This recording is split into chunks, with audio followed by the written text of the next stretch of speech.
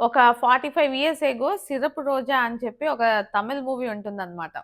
అందులోని ఎవరు 'శ్రీదేవి' అండ్ 'కమల్ హాసన్' వీళ్ళిద్దరూ మెయిన్ లీడ్స్‌గా యాక్ట్ చేశారు. సేమ్ అదే మూవీ అనమాట కాన్సెప్ట్ అన్నీనా. కొంచెం ఆ చీకట్లో పెట్టి కొంచెం స్క్రీన్ ప్లే అలా అలా అటు ఇటు తిప్పి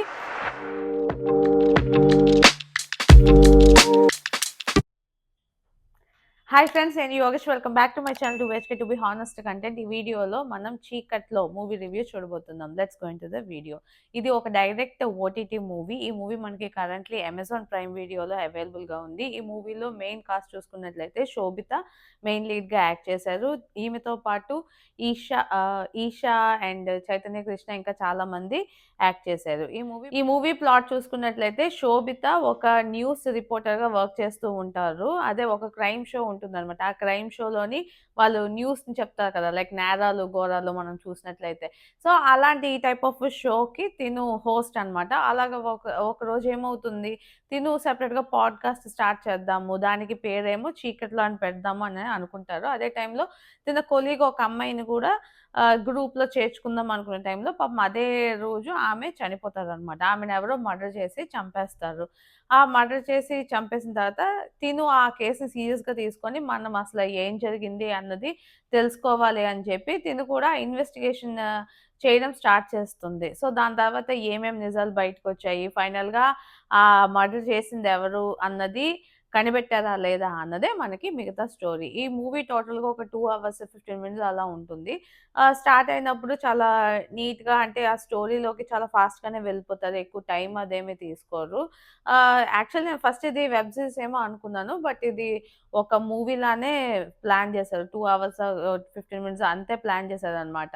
సో, దానివల్ల అయిపోయింది. అలా అలా వెళ్ళే కొద్దీ ఆహ్, ఇ ఇందులో ఈ మూవీలో నాకు నచ్చిన మెయిన్ థింగ్ ఏంటంటే, తిను ఏదైతే రిపోర్టింగ్ స్టార్ట్ చేస్తుందో యూజువల్లీ ఏం చేస్తారు, ఇప్పుడు ఇది జరుగుతుంది, ఇప్పుడు ఇది జరుగుతుందని చెప్పి మనం ఆల్రెడీ స్టేట్మెంట్స్ ఇవన్నీ పాస్ చేయడం స్టార్ట్ చేసేస్తాం. సో, అలాంటి టైంలోని ఒక 2, 3 పీపుల్ లైఫ్ శోభిత వల్ల కొంచెం సఫర్ అవుతున్నట్టు మనకి చూపిస్తారు.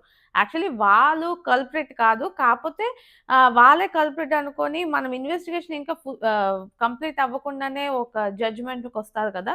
సో, అలాంటి టైంలో ఒక ఇద్దరు, ముగ్గురు అలాగా ఎఫెక్ట్ అవుతారు. అది చూపిస్తారనమాట. అది నాకు నచ్చింది. అండ్ ఈ మూవీ అలా ప్రోగ్రెస్ అవుతూ ఉండగా మనకి తెలుస్తుందేంటంటే సీరియల్ కిల్లర్ ఇతనెప్పుడో ఎన్నో ఇయర్స్‌గా మర్డర్స్ అన్నీ చేస్తున్నారు. మధ్యలో ఆపారు. మళ్ళీ స్టార్ట్ చేశారు అన్నది మనకి చూపిస్తారు.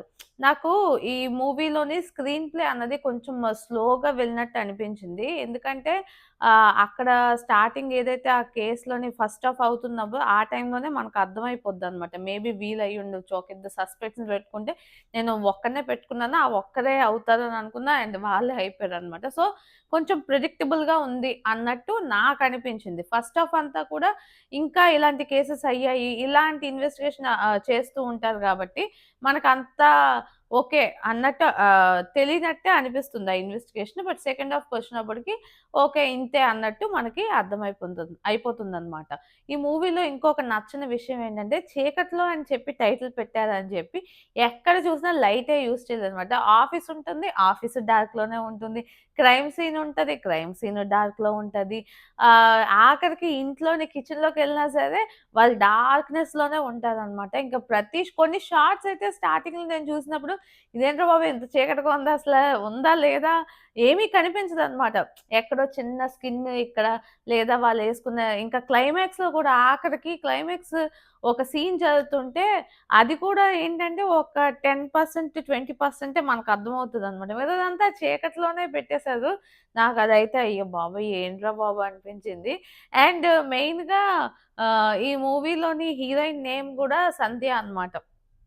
సో, వన్స్ క్రియేటివిటీ ఎంత యూజ్ చేశారంటే, ఆ మూవీ అయిన తర్వాత ఐ మీన్ ఎవరో కనిపెట్టిన తర్వాత అప్పుడు సంధ్య తినే లైట్ తీసుకొచ్చింది అన్నట్టు చూపిస్తారనమాట. సో, మరీ అంత చీకట్లో కాకుండా కొంచెం అర్థమయ్యేలాగా బయటే కొంచెం లైటింగ్ పెట్టి తీసుంటే బెటర్‌గా ఉండేదనిపించింది. ఇది మూవీయే కాదు హాట్‌స్టార్‌లోని లాస్ట్ ఇయరో బిఫోర్ లాస్ట్ ఇయరో ఒక మూవీ వచ్చిందనమాట. అది కూడా అలాగే చీకట్లోనే వెళ్తుంటది. అది విక్రాంత్ మెస్సీ అండ్ సారా అలీ ఖాన్ ఉంటారనమాట. అది అలాగే అలా చీకట్లోనే వెళ్తుంటుంది. సో ఈ మూవీ కూడా నాకు అటువంటి మేకింగ్ అని అనిపించింది. ఒక 45 ఇయర్స్ ఎగో 'సిరపు రోజా' అని చెప్పి ఒక తమిళ్ మూవీ ఉంటుందనమాట. అందులోని ఎవరు 'శ్రీదేవి' అండ్ కమల్ హాసన్ వీళ్ళిద్దరూ మెయిన్ లీడ్స్‌గా యాక్ట్ చేశారు.